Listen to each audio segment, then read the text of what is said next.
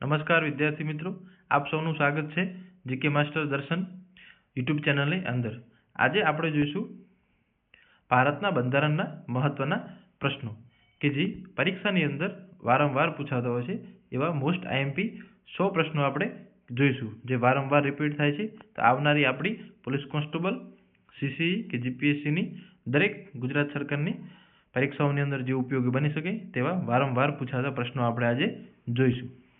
तो आगळ वधीए।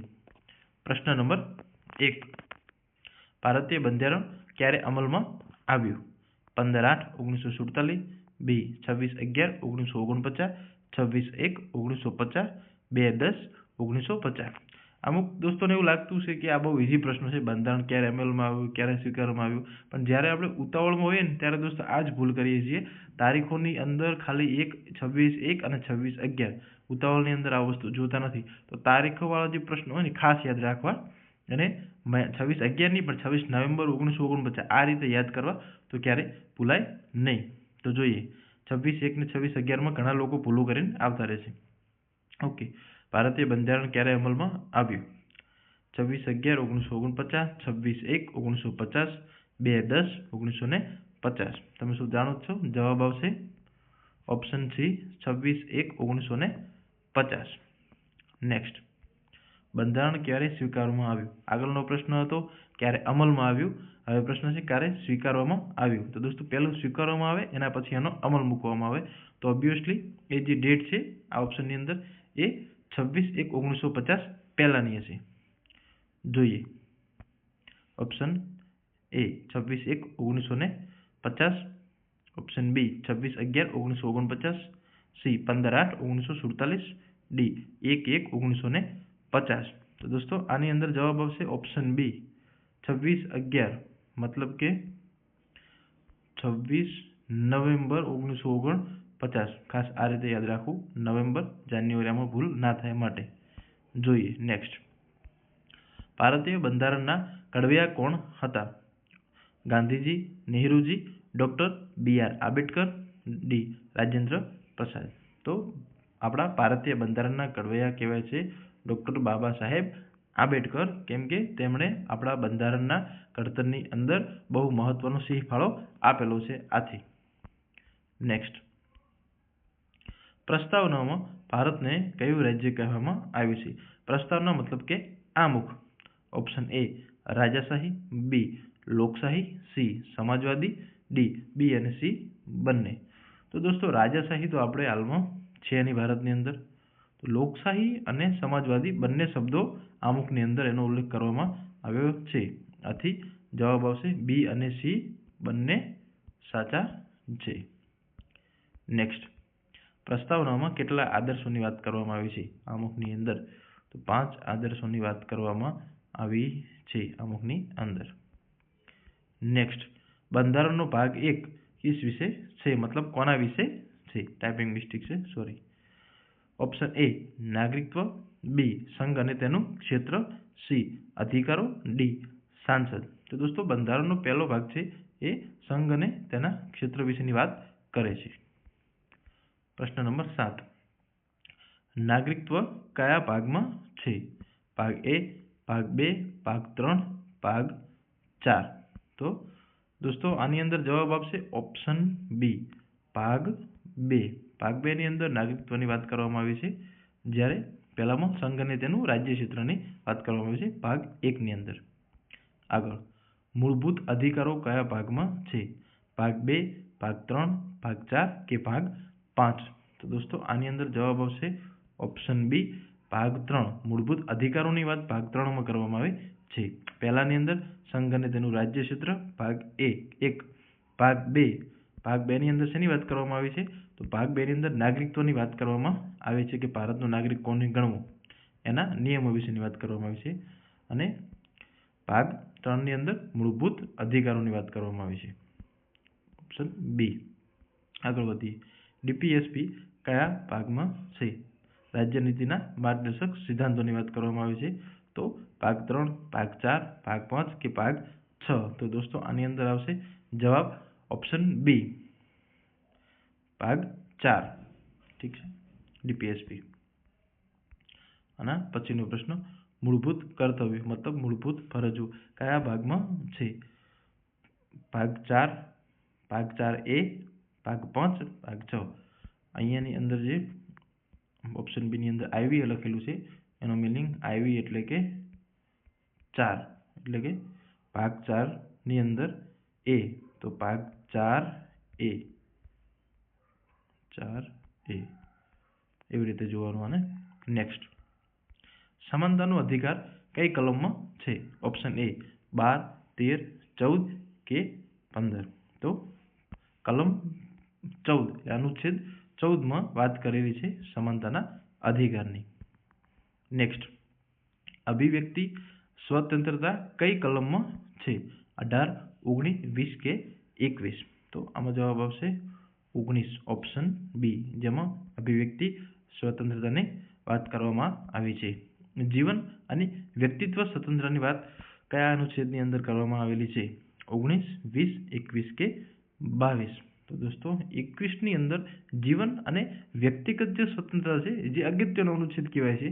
આ જે અધિકારો મૂળભૂત અધિકારો છે એમાં સૌથી અગત્યનો 21 ને કહેવામાં આવે છે કે એમાં જીવન અને વ્યક્તિગત. આની વ્યાખ્યા જોવા જઈએ તો બહુ બહોળી છે.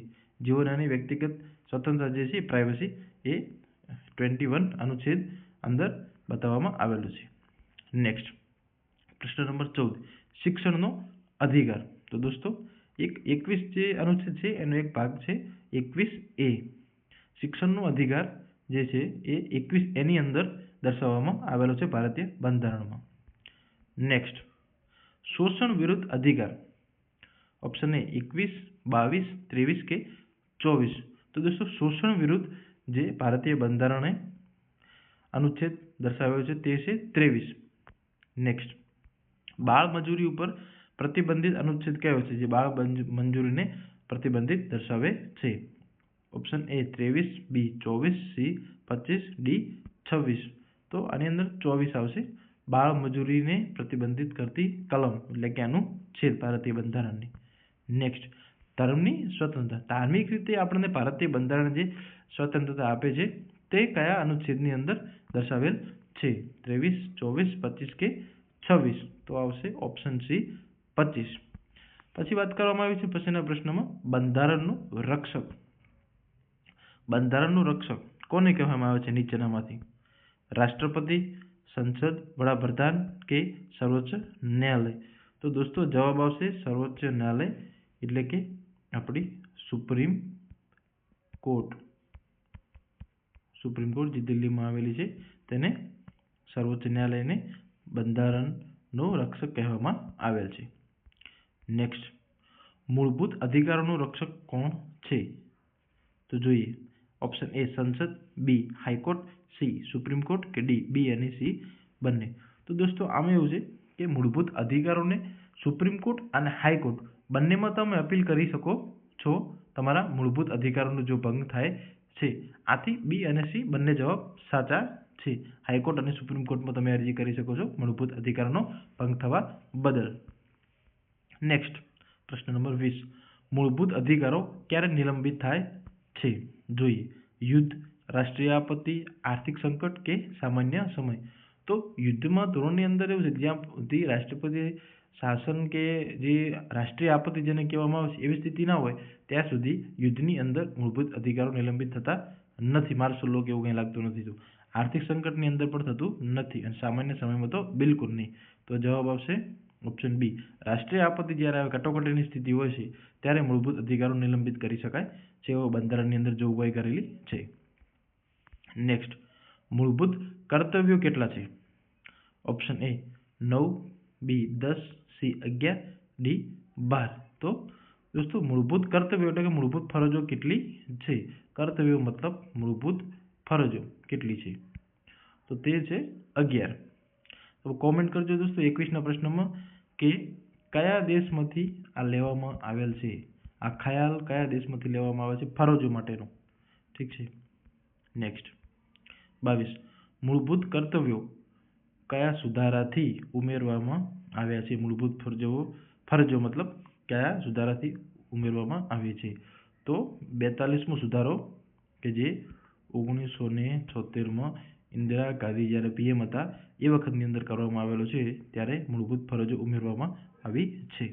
નેક્સ્ટ 11મું કર્તવ્ય કયા સુધારાથી બરાબર છે? તો પહેલા જ્યારે 1976માં 42મું સુધારામાં જ્યારે ફરજો ઉમેરવામાં આવી ત્યારે ફરજો હતી ઓનલી 10. ઠીક છે. તો એના પછી જે 86મો સુધારો છે, 42માં 10 નાખવામાં આવી અને 86મો જ્યારે સુધારો થયો, ઠીક છે, ત્યારે 11મી ફરજ ઉમેરવામાં આવી. એટલે જવાબ આવશે 86મો ઓપ્શન એ.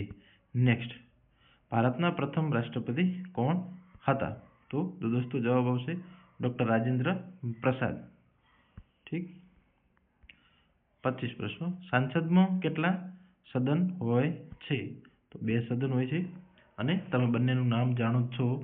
એક આવે છે લોકસભા અને બીજું રાજ્યસભા. લોકસભા, રાજ્યસભા બંને સંસદના 2 સદન હોય છે અને પૂરી સંસદ કેવી હોય તો લોકસભા, રાજ્યસભા પ્લસ રાષ્ટ્રપતિ, ત્યારે સંપૂર્ણ સંસદ કહી શકાય. નેક્સ્ટ લોકસભાના મહત્તમ સભ્યો કેટલા છે? તો દોસ્તો લોકસભાના જોઈએ 545, 550, 552 કે 560. તો દોસ્તો આની અંદર બહુ લોકો કન્ફ્યુઝ થાય છે. 552 જે છે એ મહત્તમ સભ્યોની વાત કરવામાં આવી છે. હાલમાં કેટલા છે એની વાત નથી. હાલમાં કેટલા છે એ પૂછવામાં આવે તો 545 જગ્યાઓ ભરવામાં આવે છે. જ્યારે મહત્તમ પૂછે ત્યારે આપણે યાદ રાખશું 552. નેક્સ્ટ પ્રશ્ન નંબર 27. રાજ્યસભા કઈ પ્રકારનું ગૃહ છે? ઓપ્શન એ અસ્થાયી, બી કાયમી, સી ન્યાયિક, ડી કાર્યકારી. તો રાજ્યસભા એ દોસ્તો કાયમી ગૃહ છે જેનું વિસર્જન થતું નથી, કારણ કે 1/3 સભ્યો દર 2 વર્ષે નિવૃત્ત થાય છે અને એટલા નવા એડ કરવામાં આવે છે. 1/3 સભ્યો દર 2 વર્ષે. આથી કાયમી પ્રકારનું ગૃહ છે એ રાજ્યસભા છે, જ્યારે લોકસભાની ચૂંટણી 5 વર્ષે થાય છે. ઠીક છે.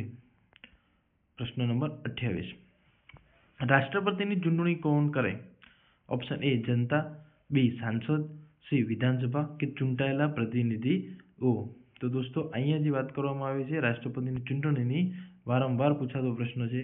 એની અંદર ચૂંટાયેલા પ્રતિનિધિઓ છે જે MLN એ બધા એ સદન દ્વારા રાષ્ટ્રપતિની ચૂંટણી કરવામાં આવે છે.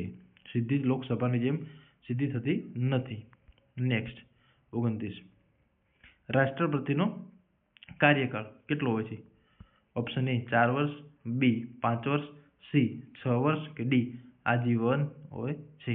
તો આમાં જવાબ આવશે 5 વર્ષનો રાષ્ટ્રપતિનો કાર્યકાળ હોય છે. રાષ્ટ્રપતિની ચૂંટણી દર 5 વર્ષે થાય છે. નેક્સ્ટ ઉપરાષ્ટ્રપતિ કયા ગૃહના અધ્યક્ષ હોય છે? હોદ્દાની રૂએ ઉપરાષ્ટ્રપતિ. તો જોઈએ લોકસભા, રાજ્યસભા, વિધાનસભા કે વિધાન પરિષદ. તો આમાં જવાબ છે ઓપ્શન બી. રાજ્યસભાની અંદર હોદ્દાની રૂએ ઉપરાષ્ટ્રપતિ અધ્યક્ષ કહેવાય છે. મતલબ કે એના અધ્યક્ષની ચૂંટણી કેવું કંઈ થતું નથી. જ્યારે લોકસભામાં લોકસભાના સભ્યો દ્વારા ત્યાંના લોકસભાના અધ્યક્ષ ચૂંટવામાં આવે છે, જ્યારે રાજ્યસભામાં એવું નથી. હોદ્દાની રૂએ ઉપરાષ્ટ્રપતિ રાજ્યસભાના અધ્યક્ષ કહેવાય છે, જ્યારે ઉપાધ્યક્ષની ચૂંટણી કરવામાં આવે છે. નેક્સ્ટ પ્રશ્ન નંબર 31. વડાપ્રધાન કોણ નિયુક્ત કરે? જોઈએ ઓપ્શન એ સંસદ, બી મુખ્ય ન્યાયાધીશ, સી રાષ્ટ્રપતિ, ડી રાજ્યપાલ. જ્યારે દોસ્તો ચૂંટણી જીત્યા પછી સૌથી મોટો પક્ષ જે ઉભરીને આવ્યો છે બહુમતી સાથે, એમાંના કોઈ વ્યક્તિ જે પક્ષ કે ત્યાંથી નક્કી કરે છે એને શપથ લેવડાવવાનું કામ. આમ જોવા જઈએ તો નિયુક્તિ એટલે ખાલી એક ફોર્માલિટી ટાઈપનું હોય છે સંસદ વડાપ્રધાનની નિયુક્તિનું. તો એની અંદર રાષ્ટ્રપતિ હોદ્દાની રૂએ એમને નિમણૂક કરે છે. નેક્સ્ટ મંત્રીમંડળ કોને જવાબદાર છે? તો મંત્રીમંડળ જે છે એ ઓપ્શન એ રાષ્ટ્રપતિ, બી રાજ્યસભા, સી લોકસભા કે ડી સુપ્રીમ કોર્ટ. તો દોસ્તો મંત્રીમંડળ લોકસભાને જવાબદાર હોય છે. નેક્સ્ટ 33. સંસદનો વડો. ઓપ્શન એ વડાપ્રધાન, ઓપ્શન બી લોકસભા અધ્યક્ષ, ઓપ્શન સી રાષ્ટ્રપતિ, ડી ઉપરાષ્ટ્રપતિ. તો સંસદનો વડો દોસ્તો રાષ્ટ્રપતિને કહેવામાં આવે છે. સૌથી મોટું પદ સંસદની રાષ્ટ્રપતિનું છે. તે કોઈ પણ બિલને નકારી શકે છે. તેમની પાસે અગણિત સમય માટે રાખી પણ શકે છે. એટલે મતલબ કોઈ બી કાયદો જે ઘડાય છે એને માન્યતા આપવી કે ના આપવી એ એમની સાઇન દ્વારા નક્કી થાય છે. આથી સંસદના જે વડો કહેવાય એ રાષ્ટ્રપતિને કહેવામાં આવે છે. નેક્સ્ટ પ્રશ્ન નંબર 34. બજેટ ક્યાં રજૂ થાય? તો દોસ્તો બજેટ જે છે એ ફક્ત ને ફક્ત લોકસભામાં રજૂ થાય છે. જ્યારે બીજો કોઈ ખરડો કે કોઈ કાયદો પસાર કરવાનો હોય ત્યારે તે બંને ગૃહો એટલે કે રાજ્યસભા અને લોકસભામાં પસાર થાય છે. અને એક બીજી વાત જે એના પછી નેક્સ્ટ ક્વેશ્ચન છે આપણો કે નાણાકીય બિલ ક્યાંથી શરૂ થાય છે? તો દોસ્તો નાણાકીય બિલ માટે એવી જોગવાઈ ભારતીય બંધારણમાં કરવામાં આવી છે કે સૌપ્રથમ એ લોકસભામાં જ રજૂ થશે અને રાજ્યસભાની મંજૂરી એમાં જે કાયદાકીય જે એને સત્તા આપેલી છે એ ના બરાબર કહેવાય છે નાણાકીય બિલ માટે રાજ્યસભાની. તો લોકસભા એમાં એનાથી ઉપલું છે એ વસ્તુ માટે નાણાકીય બિલ માટે. નેક્સ્ટ સુપ્રીમ કોર્ટના મુખ્ય ન્યાયાધીશ છે એમને શપથ કોણ લેવડાવે છે? તો અહીંયા ટાઈપિંગ થોડી મિસ્ટેક થયેલી છે. ઓપ્શન એ વડાપ્રધાન, બી રાષ્ટ્રપતિ, સી રાજ્યપાલ, લોકસભા અધ્યક્ષ. તો આપણે સુપ્રીમ કોર્ટના મુખ્ય ન્યાયાધીશને રાષ્ટ્રપતિ જે છે એ શપથ લેવડાવે છે. ઠીક. નેક્સ્ટ સુપ્રીમ કોર્ટનો કાર્યકાળ કેટલો હોય છે? મતલબ કે તેમના જજનો કાર્યકાળ, ન્યાયમૂર્તિનો કાર્યકાળ કેટલો હોય છે? તો 65 વર્ષનો કાર્યકાળ સુપ્રીમ કોર્ટના જજ કે ન્યાયમૂર્તિનો હોય છે. પ્રશ્ન નંબર 38. હાઈકોર્ટના ન્યાયાધીશની નિવૃત્તિ ઉંમર કેટલી છે? તો હાલ જ પ્રશ્ન જોયો કે સુપ્રીમ કોર્ટના 65 છે પણ અહીંયા 65 હાઈકોર્ટ માટે નથી. તો કેટલા છે? 62 વર્ષ. 62 વર્ષ જે છે એ હાઈકોર્ટના ન્યાયાધીશની નિવૃત્તિ ઉંમર છે. પ્રશ્ન નંબર 39. બંધારણ સુધારાની કલમ. Option A 352, 360, 368, 370. તો દોસ્તો બંધારણની અંદર સુધારાની કલમ જે છે એ છે અનુચ્છેદ 368. બંધારણ સુધારાની કલમ કે અનુચ્છેદ. નેક્સ્ટ રાષ્ટ્રીય આપત્તિ માટે કઈ કલમ છે? તો રાષ્ટ્રીય આપત્તિ માટે કલમ છે એ 352 છે. નેક્સ્ટ રાષ્ટ્રપતિ શાસન કયા અનુચ્છેદ હેઠળ લાવી શકાય છે? તો રાષ્ટ્રપતિનું શાસન છે એ કોઈ બી રાજ્ય સ્ટેટની અંદર નાખવું હોય ત્યારે કયું કલમ અનુચ્છેદ દ્વારા નાખી શકાય છે? 352, 356, 360 કે 365. તો વિદ્યાર્થી મિત્રો આમાં જવાબ આવશે 356. એના દ્વારા રાષ્ટ્રપતિ શાસનની જોગવાઈ છે. નાણાકીય આપત્તિ આવી પડી છે તો ત્યારે કઈ કટોકટી કઈ અનુચ્છેદ દ્વારા આપણે ત્યાં નાખશું? તો 52માં રાષ્ટ્રીય, 56ની અંદર રાષ્ટ્રપતિ શાસન અને 360માં નાણાકીય આપત્તિની જોગવાઈ કરેલી છે. તો 52, 56 અને 60 આ ત્રણની અંદર કટોકટીની જોગવાઈઓ કરેલી છે. નેક્સ્ટ રાજ્યપાલની નિયુક્તિ કોણ કરશે? ઓપ્શન એ વડાપ્રધાન, બી મુખ્યમંત્રી, સી રાષ્ટ્રપતિ કે સાંસદ. તો હોદ્દાની રૂએ હંમેશા રાષ્ટ્રપતિની સ્વાયત્ત દ્વારા જ કોઈ પણ રાજ્યપાલની કોઈ પણ રાજ્યની અંદર નિમણૂક થતી હોય છે. તો જવાબ આવશે રાષ્ટ્રપતિ. નેક્સ્ટ રાજ્યપાલનો કાર્યકાળ કેટલો હોય છે? તો રાજ્યપાલનો કાર્યકાળ કોઈ ફિક્સ કરેલો નથી કે આટલા વર્ષ જ તેઓ કોઈ પણ સ્ટેટના રાજ્યપાલ તરીકે હશે. તે જે તે સરકાર દ્વારા નિર્ણય લેવામાં આવતો હોય છે કેન્દ્રમાંથી. નેક્સ્ટ પંચાયતી રાજ સુધારો ક્યારે થયો અને કયો સુધારો હતો પંચાયતી રાજનો? તો 73મો સુધારો હતો પંચાયતી રાજનો.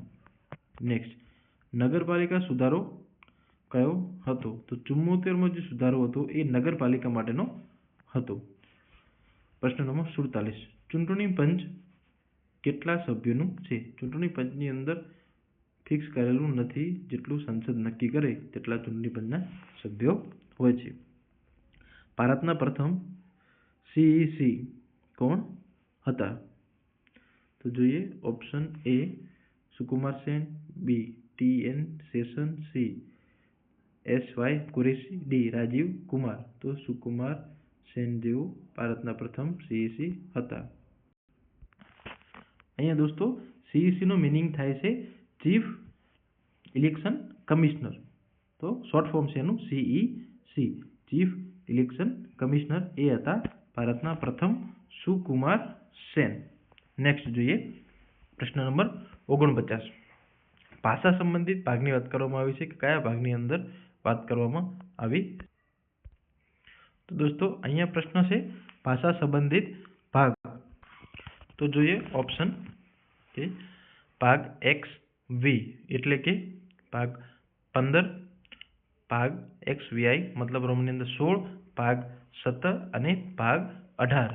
તો દોસ્તો ભાગ 18 એટલે કે ઓપ્શન સી ની અંદર ભાષા સંબંધિત ભાગની વાત કરવામાં આવી છે. નેક્સ્ટ રાજભાષાની વાત કરી છે કે રાજભાષા આપણી કઈ છે બંધારણને અનુસાર? ઓપ્શન એ અંગ્રેજી, બી હિન્દી, સી સંસ્કૃત, ડી ઉર્દુ. તો દોસ્તો આવો જવાબ આવશે ઓપ્શન બી હિન્દી. એ આપણી રાજભાષા તરીકે સ્વીકૃત કરવામાં આવે છે. અનુસૂચિઓ કેટલી છે? તો અનુસૂચિઓ જે છે એટલે કે પરિશિષ્ટ કેટલા છે? તો જવાબ આવશે 12. નેક્સ્ટ પ્રથમ અનુસૂચિ શેની છે? પ્રથમ પરિશિષ્ટ શેનો છે? ઓપ્શન એ રાજ્ય, ભાષા, અધિકાર કે ન્યાય. તો દોસ્તો જવાબ આવશે ઓપ્શન એ રાજ્ય વિશે પ્રથમ અનુસૂચિમાં વાત કરવામાં આવી છે. 8મી અનુસૂચિ શેના વિશે છે?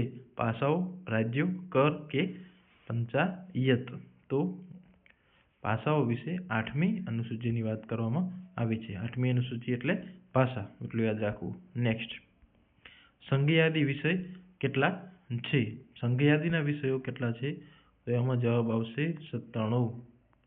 નેક્સ્ટ 55મો પ્રશ્ન રાજ્ય યાદી વિષય. Option A 61, B 66, C 97, D 52. તો દોસ્તો આની અંદર રાજ્ય યાદીના જે વિષયો છે કે જે વિષયો પર ફક્ત રાજ્યનું જ અધિપણું રહેશે તેની વાત કરવામાં આવે છે. તો જવાબ આવશે 66. નેક્સ્ટ સમવર્તી યાદી કે જ્યાં કેન્દ્ર પ્લસ રાજ્ય બંને નિર્ણય લઈ શકે છે તેવા સમવર્તી વિષયો કેટલા છે? જોઈએ option A 47, B 52, C 66, D 100. તો દોસ્તો આમાં જવાબ આવશે 52. સમવર્તી યાદીમાં 52 વિષયોનો ઉલ્લેખ કરવામાં આવેલો છે. નેક્સ્ટ 57 એકલ નાગરિકત્વ. ઓપ્શન એ એકલ નાગરિકત્વની કઈ રીતે આપણે દેશમાં જોવામાં આવે છે? એકલ નાગરિકત્વ છે તો કે હા, કેમ કે ભારતની અંદર ફક્ત એક નાગરિકત્વ સ્વીકારવામાં આવે છે. તમે એક સાથે કોઈ પણ બે દેશનું નાગરિકત્વ સ્વીકારી શકો નહીં. માટે ઓપ્શન એ એકલ નાગરિકત્વની વાત કરવામાં આવેલી છે. ના એ રાજ્ય પર આધારિત હોય કે ના એ સાંસદ નક્કી કરી શકે. ઠીક છે. નેક્સ્ટ બંધારણ સૌથી લાંબુ છે કારણ કે બંધારણ લવચિક છે, વિગતવાર છે, કઠોર છે કે નાનું છે? તો કઠોર છે કે એવું નાનું છે એનો મતલબ નથી, પણ વિગતવાર એમાં દરેક માહિતી આપેલી છે. આ કારણોસર બંધારણ લાંબુ છે. નેક્સ્ટ પ્રશ્ન નંબર 59 બંધારણમાં સુધારા કેટલા? તો બંધારણની અંદર અત્યાર સુધી 100+ સુધારા થઈ ચૂક્યા છે. તો સુધારા બદલાતા રહે છે. 100 કે 104 કે 106 એવી રીતે આપણે ફિક્સ કહી શકતા નથી. તમે કોમેન્ટ કરજો કે 2026 જાન્યુઆરી ચાલે છે તો અત્યાર સુધી કેટલા સુધારા થયેલા છે અને કયો સુધારો લાસ્ટ હતો. નેક્સ્ટ પ્રશ્ન નંબર 60 બંધારણ કોના નામે છે? તો બંધારણના આમુખની અંદર તમે જો વાંચો તો ધ્યાનથી તો એની અંદર લખેલું છે કોના માટે છે, કોને સમર્પિત છે અને કોના નામે છે. તો ઓપ્શન એ સંસદ, રાષ્ટ્રપતિ, ભારતના લોકો કે સરકાર. તો બંધારણમાં ઉલ્લેખ કરવામાં આવ્યો છે કે ભારતના લોકો માટે, લોકોનું, લોકો થકી. આ ઉલ્લેખ કરવામાં આવેલો છે ભારતીય બંધારણમાં. નેક્સ્ટ બંધારણમાં વી ધ પીપલ ઓફ ઇન્ડિયા શબ્દો ક્યાં આવે છે? આનો ઉલ્લેખ ક્યાં કરેલો છે? ભાગ 1 પ્રસ્તાવના, ભાગ 3 કે અનુસૂચિ. તો મેં હાલ વાત કરી એમ કે અમે ભારતના લોકો આમુખ એટલે પ્રસ્તાવના ત્યાં આપણે વાત કરેલી છે વી the people of India. Next બંધારણમાં સેક્યુલર શબ્દો કયા સુધારાથી ઉમેરાયો? સેક્યુલર શબ્દ ક્યારે ઉમેરવામાં આવ્યો? 24મો સુધારો, 42મો, 44મો કે 52મો? તો તો દોસ્તો આપણું મિની બંધારણ જે સુધારાને કહેવામાં આવે છે 42મો સુધારો 1976 પીએમ હતા ઇન્દિરા ગાંધી. એ સમય સેક્યુલર શબ્દ ઉમેરવામાં આવેલો છે 42મા બંધારણીય સુધારાની સમયે. નેક્સ્ટ પ્રશ્ન જોઈએ. સોશિયલિસ્ટ શબ્દ કયા સુધારાથી ઉમેરવામાં આવ્યો છે? 42મો, 44મો, 52મો કે 73મો? તો દોસ્તો 42મા સુધારાની અંદર બે શબ્દો સોશિયલિસ્ટ અને સેક્યુલર શબ્દ બંને ઉમેરવામાં આવ્યા હતા 1976 42મો બંધારણીય સુધારાની અંદર. નેક્સ્ટ, બંધારણની પ્રસ્તાવના અમલમાં ક્યારે આવી? બંધારણની જે પ્રસ્તાવના છે એને ક્યારે અમલમાં મૂકવામાં આવી? 26/11/1949, 15/8/1947, 26/1/1950 કે 1/1/1951? તો દોસ્તો ઓપ્શન સી 26/1/1950 ત્યારે બંધારણની પ્રસ્તાવના એટલે કે આમુખ અમલમાં આવેલું. પ્રશ્ન નંબર 65. ભારતીય બંધારણમાં સંઘ સરકારની વ્યવસ્થા કયા દેશમાંથી લેવાઈ છે? Option A Britain, Ireland, Canada કે અમેરિકા? તો દોસ્તો ભારતની અંદર સંઘ સરકારની જે વ્યવસ્થા છે તે કેનેડા દેશની માંથી ખ્યાલ લેવામાં આવેલો છે. નેક્સ્ટ, બંધારણમાં ન્યાયિક સમીક્ષા કયા દેશમાંથી લેવામાં આવી છે? તો બંધારણની અંદર ન્યાયિક સમીક્ષા અમેરિકા દેશમાંથી લેવામાં આવેલી છે. બંધારણમાં આ મોસ્ટ આઈએમપી પ્રશ્નો છે કે કયો ખ્યાલ બંધારણની અંદર કયા દેશમાંથી લેવામાં આવ્યો છે. અનુચ્છેદ કરતાં પણ સૌથી વધારે જો પ્રશ્નો પૂછાતા હોય તો આમાંથી રોકડીઓ માર્ક હોય જ છે. આ એક પ્રશ્ન કોઈ બી હોય જ છે કે કયો ખ્યાલ કયા દેશમાંથી લેવામાં આવેલો છે. તો ખાસ યાદ રાખજો, ન્યાયિક સમીક્ષા અમેરિકા. નેક્સ્ટ, રાજ્યના માર્ગદર્શક સિદ્ધાંતો કયા દેશમાંથી લેવામાં આવેલા છે? તો બ્રિટન, આયર્લેન્ડ, અમેરિકા કે ફ્રાન્સ? તો દોસ્તો જવાબ આવશે આયર્લેન્ડ. આયર્લેન્ડમાંથી રાજ્યના માર્ગદર્શક સિદ્ધાંતો લેવામાં આવેલા છે. 68. મૂળભૂત અધિકારોની વિચારધારા કયા દેશમાંથી લેવામાં આવેલી છે? મૂળભૂત અધિકારોની વાત કરવામાં આવી છે તો બ્રિટન, આયર્લેન્ડ, અમેરિકા કે કેનેડા? તો દોસ્તો અમેરિકામાંથી જે છે એ આપણે મૂળભૂત અધિકારોની વિચારધારા લેવામાં આવેલી છે. એના પછીનો પ્રશ્ન 69. સંસદીય પદ્ધતિ કયા દેશમાંથી લેવાય? સંસદીય પદ્ધતિ કયા દેશને અનુસરીને આપણે લીધી છે? અમેરિકા, બ્રિટન, ફ્રાન્સ કે રશિયા? તો દોસ્તો બ્રિટન, કેમ કે 1935 એની પહેલાં જ્યારે આપણી ઉપર અંગ્રેજોનું શાસન હતું બ્રિટનનું, તો એ સમયથી એ પદ્ધતિ અમલમાં હતી જ ગૃહવાળી, અને એમના પાછળ આપણે ઘણું બધું એમને અનુસર્યા છે, ખાસ કરીને બ્રિટનને સૌથી વધારે. નેક્સ્ટ 70. લોકસભાના અધ્યક્ષ કોણ પસંદ કરે છે? તો હમણાં જ આપણે વાત કરી હતી કે લોકસભાના સભ્યો છે એ લોકસભાના અધ્યક્ષને ચૂંટીને લાવે છે અને એમના ઉપાધ્યક્ષ પણ લોકસભાના સભ્યો જ નક્કી કરે છે. જ્યારે રાજ્યસભામાં એવું હોય છે, રાજ્યસભામાં હોદ્દાની રૂએ ઉપરાષ્ટ્રપતિ તેના અધ્યક્ષ હોય છે. ક્યાંના? રાજ્યસભાના. જ્યારે લોકસભાની અંદર કેવું હોય છે કે કોણ પસંદ કરે? લોકસભાના સભ્યો. નેક્સ્ટ, લોકસભા. તો જોઈએ આગળનો પ્રશ્ન. લોકસભા અધ્યક્ષનો કાર્યકાળ કેટલો હોય છે?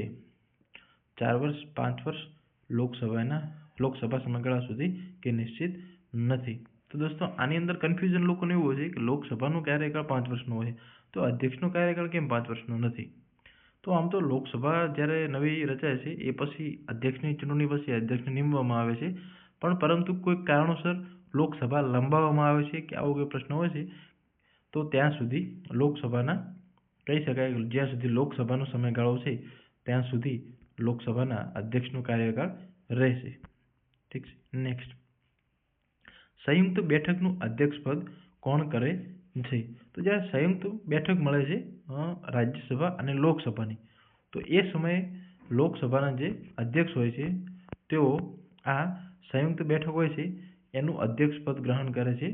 બરાબર, તો લોકસભાના અધ્યક્ષ જવાબ આવશે. નેક્સ્ટ 73.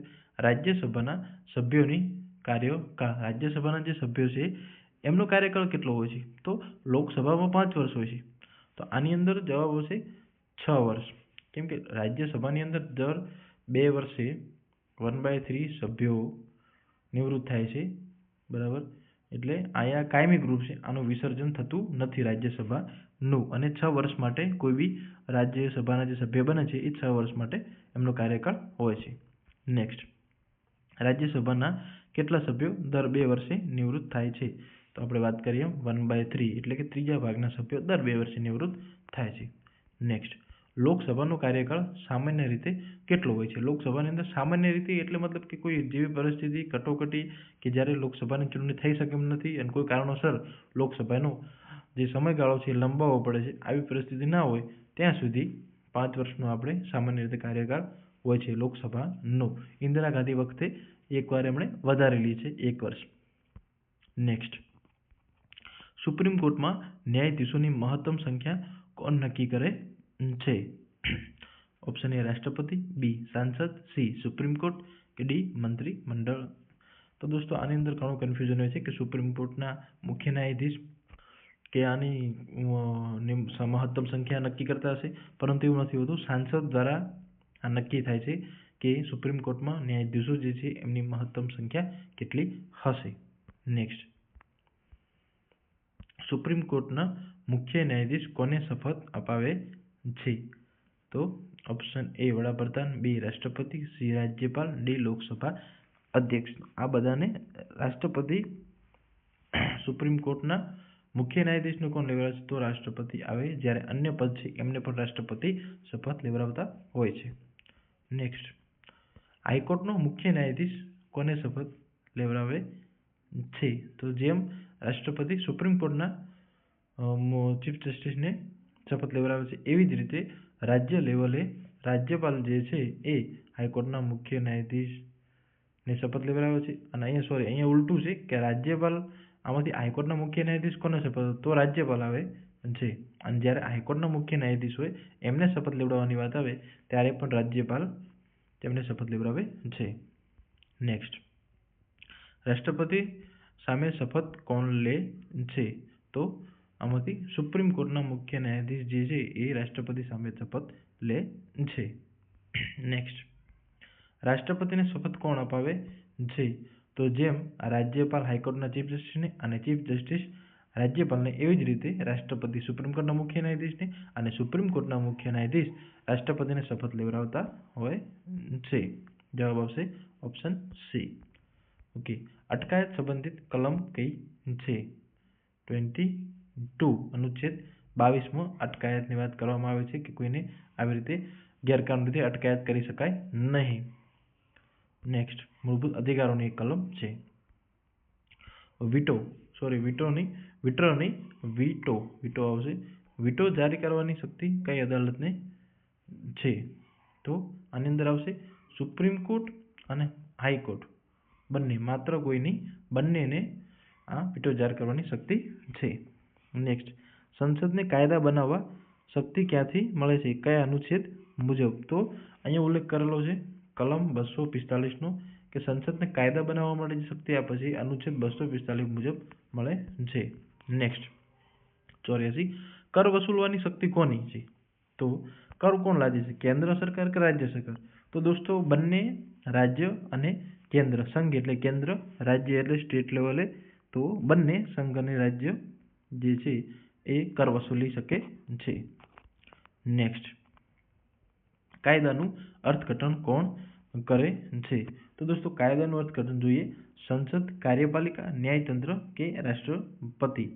તો કાર્યપાલિકાના કાયદાનું અમલ કરાવવાનું કામ છે, રાષ્ટ્રપતિને તે પસાર કર્યા પછી એને મંજૂરી આપવાનું કામ છે, સંસદને કાયદો બનાવવાનું કામ છે, જ્યારે ન્યાયતંત્રનું કામ આવે છે કાયદાનું અર્થઘટન કરવાનું. તો ચારે ચાર જે પાસા છે સંસદ, કાર્યપાલિકા, ન્યાયતંત્ર અને રાષ્ટ્રપતિ, તો કાયદા સાથે ચારે જોડાયેલા છે. સંસદ જે છે એ કાયદો બનાવશે, કાર્યપાલિકા તેને અમલમાં લાવશે, જે ન્યાયતંત્ર છે તે કાયદાનું અર્થઘટન કે કોઈ કાયદો એવો બનાવી દે છે કે બંધારણના મૂળ ઢાંચાને અસર કરતો હોય તો ન્યાયતંત્ર એને રોકી શકે છે, એનું અર્થઘટન કરી શકે છે. અને રાષ્ટ્રપતિ જ્યારે સંસદમાંથી કાયદા બની જાય, પસાર થાય છે, ત્યારે લાસ્ટમાં રાષ્ટ્રપતિ પાસે આવે છે મંજૂરી માટે.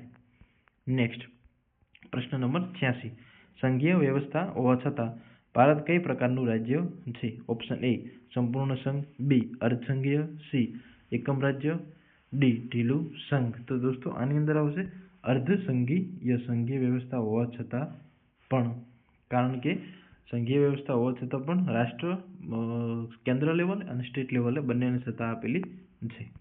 નેક્સ્ટ પ્રશ્ન નંબર 87.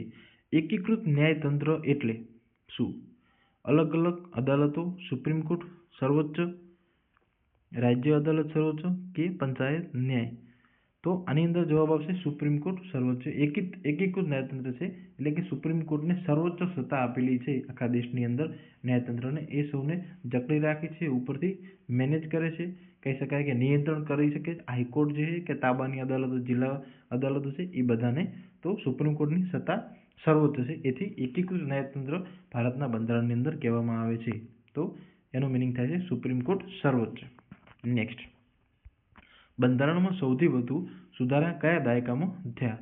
તો 1970ના દાયકામાં, 70ના જે દાયકો છે ખાસ કરીને ઇન્દિરા ગાંધી વખતનો, એ સમયે સૌથી વધારે સુધારા થયા. જે સૌથી ફેમસ સુધારો છે એ 42માં છે, જેને મિની બંધારણ કહેવામાં આવે છે. 1976માં ઘણા બધા ફેરફારો કરવામાં આવ્યા. નેક્સ્ટ પ્રશ્ન નંબર 89. બંધારણનો ભાગ 18 શેના વિશે છે? ચૂંટણી, આપત્તિ, પાસા કે ન્યાય? તો આપણે આગળ જોયું એવી રીતનું પાસા સંબંધિત છે ભાગ 18. ઠીક છે, ભાગ 18 એ પાસા સંબંધિત છે. નેક્સ્ટ, રાષ્ટ્રીય ચિહ્ન કયા દેશના ચિહ્ન પરથી લેવામાં આવ્યું છે? અથવા કઈ વસ્તુ પરથી? દેશના મતલબ અહીંયા ક્યાંથી એનો સ્ત્રોત છે જે રાષ્ટ્રીય ચિહ્નનો? તો અશોક સ્તંભમાંથી લેવામાં આવેલું છે રાષ્ટ્રીય ચિહ્ન આપણું 4 સિંહો વાળું. નેક્સ્ટ, સંઘ સરકારના 3 અંગ કયા છે? વિધાન, કાર્ય, ન્યાય. કાર્ય ન્યાય પ્રેસ, વિધાન મીડિયા ન્યાય કે કાર્ય પ્રેસ સંસદ? તો અહીંયા આવશે વિધાન, કાર્ય અને ન્યાય. પ્રેસ, મીડિયા કે પ્રેસનો ક્યાંય અહીંયા ઉલ્લેખ થતો નથી બંધારણની અંદર સંઘ સરકારના અંગ તરીકે. તો વિધાન, કાર્ય અને ન્યાય સંઘ સરકારના 3 અંગ. નેક્સ્ટ, લોકસભા વિઘટન કોણ કરે છે? ઓપ્શન એ વડાપ્રધાન, બી રાષ્ટ્રપતિ, સી લોકસભા અધ્યક્ષ કે ડી સુપ્રીમ કોર્ટ? તો આની અંદર જવાબ આવશે લોકસભાનું વિઘટન કોણ કરે છે? કે રાષ્ટ્રપતિને સત્તા આપેલી છે એનું વિસર્જન કરવાની. નેક્સ્ટ, સંસદના સંયુક્ત સત્ર માટે કોણ બોલાવી શકે છે? તો સંસદની સંયુક્ત સત્ર બોલાવી હોય તો રાષ્ટ્રપતિની મંજૂરી જરૂર છે. મતલબ કે તેમને સત્તા આપેલી છે કે તેઓ સંસદના સંયુક્ત સત્રને બોલાવી શકે છે અને તેનું અધ્યક્ષપણું કરશે એ કરશે લોકસભાના અધ્યક્ષ. કોની વાત છે? સંયુક્ત સત્ર બેસે ત્યારે. નેક્સ્ટ, કેમ કે એ સમયે સંયુક્ત સત્ર સમયે ઉપરાષ્ટ્રપતિ હોદ્દાની રૂએ ભલે રાજ્યસભાના અધ્યક્ષ હોય પણ અહીંયા યજમાની કરશે લોકસભા અધ્યક્ષ. નેક્સ્ટ, બંધારણમાં ભાષાઓ કેટલી? 18, 20, 22 કે 24? તો 22 ભાષાઓનો માન્યતા આપેલી છે બંધારણે. 22 ભાષાઓનો ઉલ્લેખ કરવામાં આવ્યો છે આપણા ભારતીય બંધારણની અંદર. જવાબ આવશે ઓપ્શન સી. નેક્સ્ટ, રાષ્ટ્રીય આપત્તિ ક્યારે જાહેર થાય? યુદ્ધ કે બાહ્ય આક્રમણ, સશસ્ત્ર બળવો કે સી એ અને બી બંને? તો એ માત્ર યુદ્ધની વાત કરો છે. માત્ર યુદ્ધ નહીં પણ સશસ્ત્ર બળવો હોય બરાબર તો પણ રાષ્ટ્રીય આપત્તિ જાહેર કરી શકાય છે કલમ 352 મુજબ રાષ્ટ્રીય કટોકટી. નેક્સ્ટ, જ્યારે 356માં આપણે વાત હતી રાષ્ટ્રપતિ શાસનની અને 360માં વાત કરવામાં આવી હતી કોની? નાણાકીય કટોકટીની. આ ત્રણેય કટોકટી યાદ રાખવી જરૂરી છે. 52, 56 ને 360. નેક્સ્ટ, પ્રશ્ન નંબર 96. રાષ્ટ્રપતિનું મહાભિયોગ કોણ કરી શકે છે? મહાભિયોગની જે પ્રક્રિયા છે તેના દ્વારા સાંસદ જે છે એ રાષ્ટ્રપતિને મહાભિયોગ દ્વારા દૂર કરી શકે છે. એ સત્તા આપેલી છે સાંસદને. નેક્સ્ટ, બંધારણની વ્યાખ્યા કરવાની અંતિમ સત્તા કોની છે? તો બંધારણની જે વ્યાખ્યા કરવાની છે એની અંતિમ સત્તા ન્યાયતંત્રને આપેલી છે.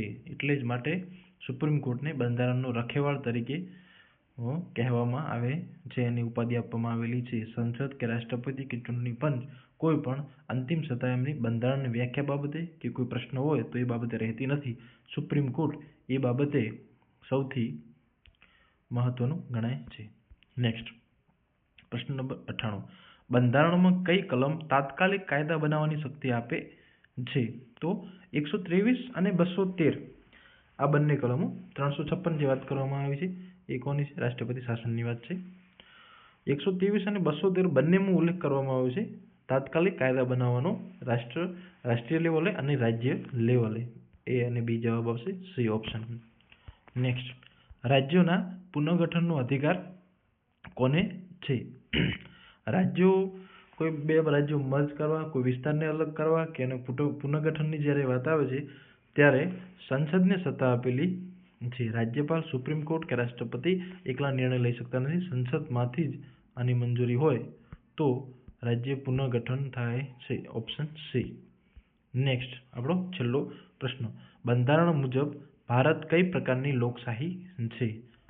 એકદમ કહેવાય કે આઈએમપી પ્રશ્ન. સીધી પ્રતિનિધિત્વ આધારિત, રાજાશાહી, તાનાશાહી, કઈ રીતની આપણી પ્રણાલી છે ભારતીય બંધારણની? કયા પ્રકારની લોકશાહી છે? તો બંધારણ મુજબ પ્રતિનિધિત્વ આધારિત, લોકો એનું પ્રતિનિધિત્વ કરે, લોકો દ્વારા ચાલે એ પ્રતિનિધિત્વ આધારિત આપણી લોકશાહી કહેવામાં આવે છે. તો અહીંયા આપણો 100 પ્રશ્ન પૂરો થાય છે. તો વિડીયો જોવા બદલ થેન્ક યુ અને વિડીયોને સબસ્ક્રાઇબ કરવાનું ભૂલતા નહીં અને તમારા દોસ્તોને પણ શેર કરી દેજો. Thank you.